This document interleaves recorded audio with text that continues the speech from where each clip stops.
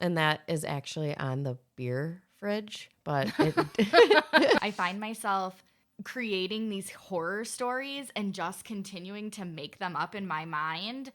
And then I get so stuck on, well, like, what's your garbage can? With my day, get the pebble out of my shoe. The most important factor to a healthy well-being is feeling connected. Welcome to From There to Here, a safe place where we will explore some of life's adventures so that you do not feel alone.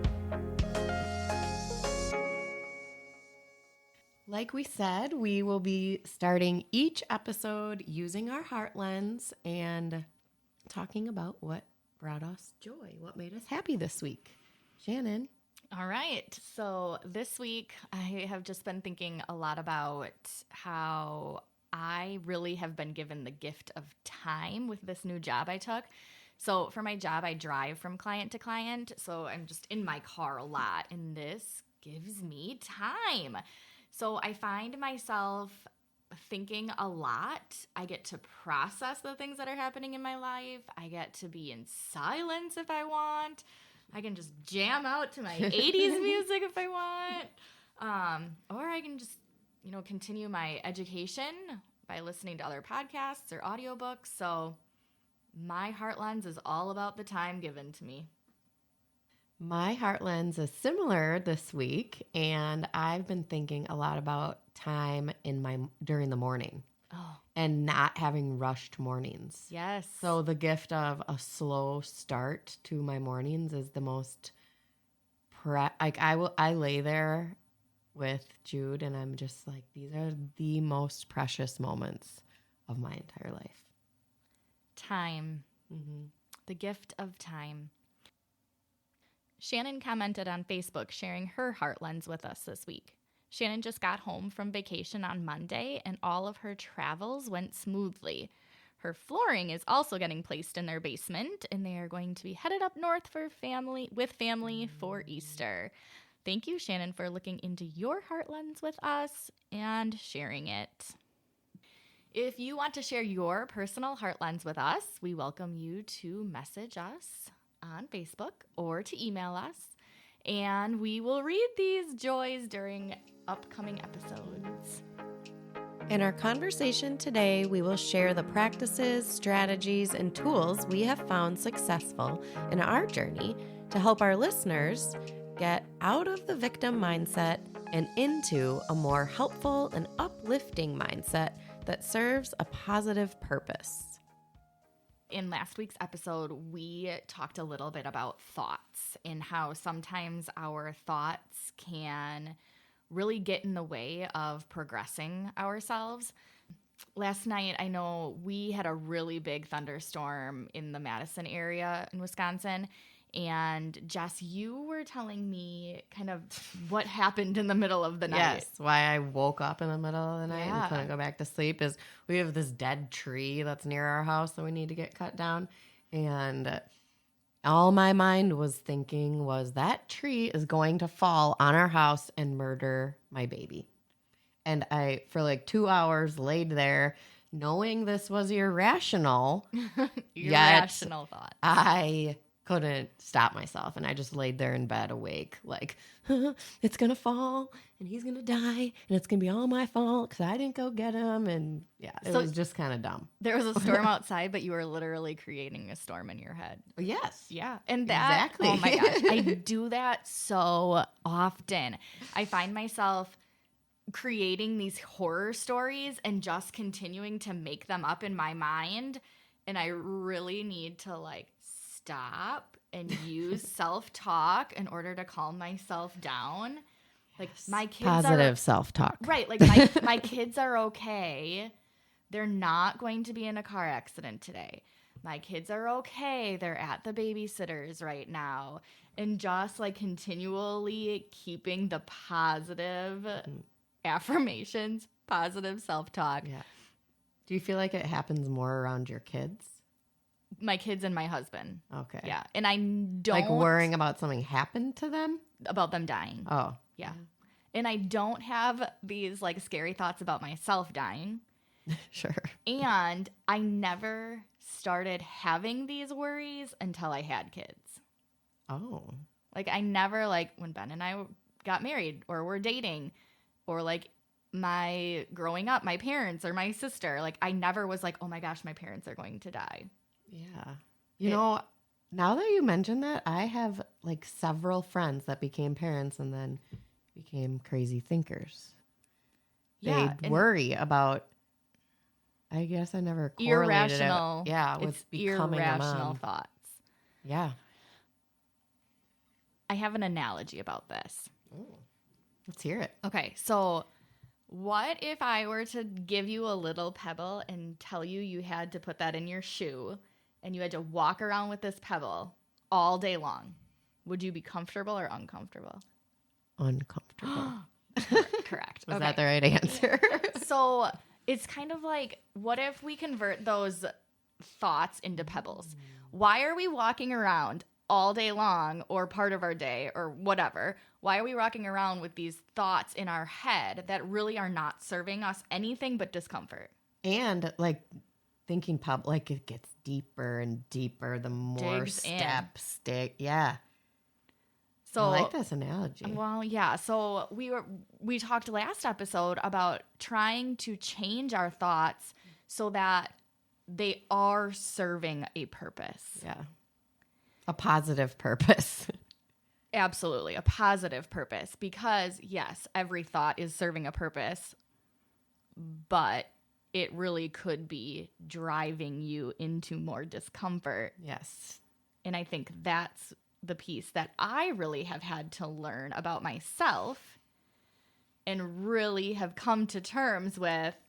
My brain likes to really play tricks on me, and I need to stop, and I need to use my strategies of positive self-talk or being mindful that these are irrational thoughts and move on with my day. Get the pebble out of my shoe. I really like that. Get the pebble out of your shoe. The pebble out of my shoe. One practice that has been helpful to me is the practice of just noticing your thoughts and just not diving into any of them, but you notice them, they exist, they're there. And like here's another analogy for you. Like clouds in the sky, they just keep passing, right? Right. So instead of holding on to ones that you feel are negative or positive, it's just that they're thoughts. They're all just thoughts. Yeah. And they all can keep moving and passing, and not to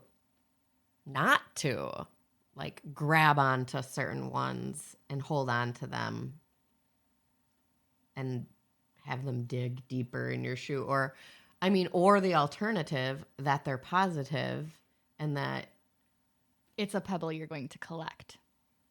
Right. But Jess does collect rocks. I so. do. I love rocks, actually. Not if they're in my shoe, but no, just that concept of practicing noticing your thoughts, because you can't always identify which ones you're trying to stop until they're noticed. Do you know what I mean? Yeah. And I often... Because did you know your thoughts were negative and doing that to you in the darkest moments? Like, I don't know about you, but I don't. Like, even in the middle of the night last night, I wasn't noticing my thoughts. Mm-hmm. I was having them. Right. But I wasn't, like, taking my body out of it and my brain out of it and, like, looking from above and just seeing that they're just these thoughts passing by. Do you know what I mean?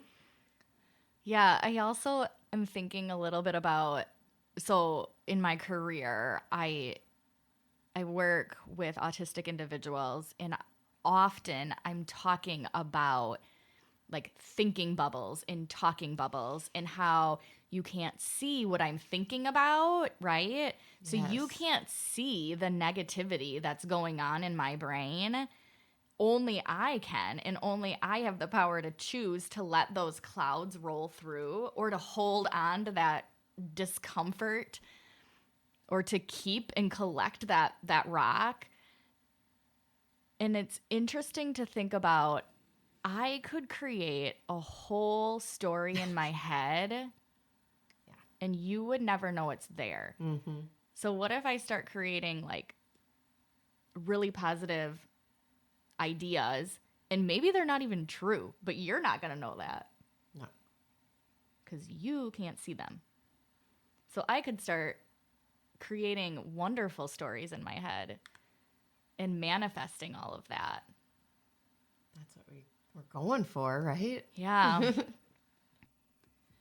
So once you have either a negative or a positive thought that you have replayed in your thinking bubble over and over and over again, it's becoming reinforced. And as that thought becomes reinforced, it really becomes an attitude. It drives your attitude about life. And who you are. So your thoughts really do shape your life. One of the things that this brings to my attention is just all those years of not having a child in our life. That feeling of why me? Why is this happening to me? And if you could like shift the thought to, instead of why is this happening to me, what is this trying to teach me? Yeah. So reframing thoughts is one thing that has been really helpful to me. Another strategy that one of my friends has shared about when she's having a negative thought, she literally visualizes a garbage can and like her thought just goes into the garbage can. And then I get so stuck on, well, like, what's your garbage can look like? Does it have a lid? Should it close? Yeah. Like, and I mean, this is where my thoughts are carrying away and it doesn't matter. But the idea of actually taking that thought and visualizing it being gone can be so helpful.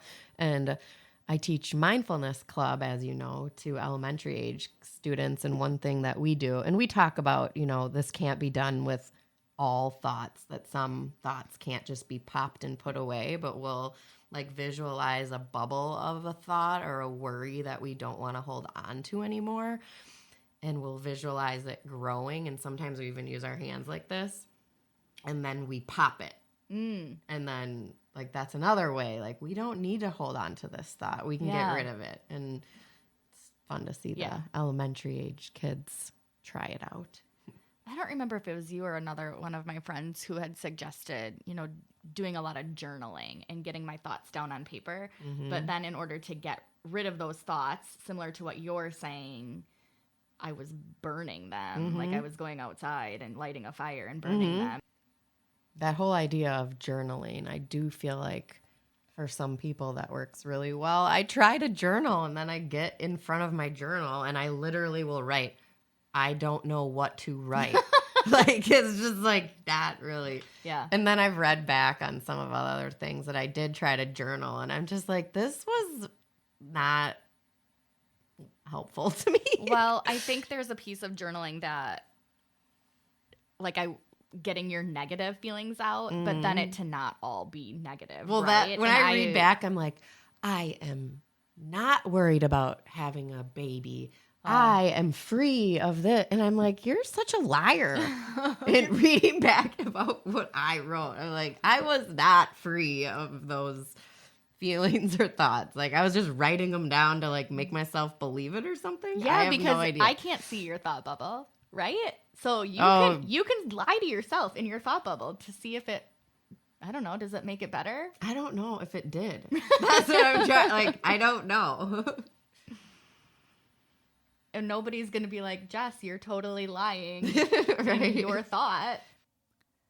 As long as the strategies you are using are serving a positive purpose, I think you use them. I agree. So overall, do you feel like you are a half empty or half full kind of thinker? Oh, well, easily. I'm always full. Okay. because I feel like I'm always half empty. Really? Yes. And I need to be mindful of that and try to be more half full. Yeah. I would say I am very half full. Okay, all so the time. how did you come to be that? Teach our listeners, teach me. I need to know. How do I become more half full? I have a feeling this is going to start to get annoying to our listeners because I'm just going to say practice. It's literally what all these things in life are. It's a practice. You just practice doing it, and then you get better at it. Like, I don't know. It's like, this is another thing, not to be talking about mindfulness club, but I do talk about this with the elementary aged kids, that just like you practice spelling and you practice math, you can practice mindfulness. And guess what? Well-being is a skill that can be learned. So what does that tell you? You can practice it and get better. So if you aren't being well with your thoughts or other things, you can choose to improve that by practicing. Right? And it's interesting because I feel like there are aspects of my life where I have chosen to change my thoughts around and to practice more self-talk and more positive thoughts. And then those little fears jump in. Yes. Yeah. And like you said, you don't recognize that they're happening. And so it's tricky to practice it then. Yeah. But practicing in the moment is going to be... You got to pause, though. Like, you can't just be living your life all the time trying to sort them out, right? You got to pause and be present and turn off all the noise outside of you. I mean, that's why I go to yoga. Mm-hmm. Like, it gives me a moment to pause and be, and then also sometimes reflect.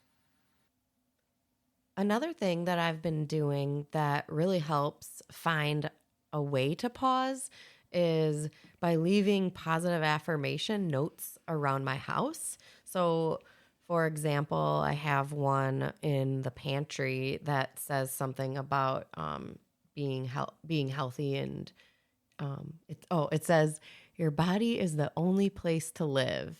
You know, I like that. Yeah, like you need to take care of it, right? Yep. And that is actually on the beer fridge, but it doesn't stop me from going in it. But it's a good reminder, right? Anyway, another place is on my mirror in the morning. I have a affirmation that says miracles happen every day. Oh, I used to write with my lipstick on my mirror in my bathroom. Yes. And then I realized it's really hard to get lipstick off your bathroom mirror, so I stopped doing that. So I like the sticky notes better. Yes, Post-its are great. Another one that I've had was I was trying to work on seeing spirits. Oh. Yes, you heard me correctly. Spirits. And like ghosts. For any listener wondering if I'm saying spirits, yes, I am. And so I had written on a Post-it because I was like scared of the idea of seeing them, but I wanted to see them. So I wrote, it is safe for me to see. And my husband changed it to, it is safe for me to save, like money. Yeah. I mean both. Yeah, both are. Well, I like the saving money one. No, that's not what I was trying to do. You ruined that one for me. Okay, but anyway, one more thing that I like to do right away in the morning to set a positive tone. And I don't do this every day, but there's been times in my life where I'll go through periods that I do it every day. But The Honest Guys is on YouTube, and they have a positive affirmation. There are a few of them, but there's a specific one that I really like, just called Positive Affirmations by The Honest Guys. And I just listen to it while I'm like doing my makeup and my hair. And I don't necessarily sit and meditate, but I do pay attention to the words while I'm getting ready for my day. We will link an example of one of those on our Facebook page. This week, we are going to leave you with a tool we talked about in today's episode. We are going to try to help you shift your thoughts by practicing the strategy of positive affirmations. Wherever you are listening today, repeat after me. I am amazing. I am amazing. I am important. I am important. I am special. I am special. I am loved. I am loved. I can do hard things. I can do hard things. I can choose to make this week a good week. I can choose to make this week a good week. Thank you for listening and being a part of our community. Please follow us on Facebook and Instagram. If you'd like to connect, we can be reached at podcastfromtheretohere@gmail.com. We hope you continue on this journey with us.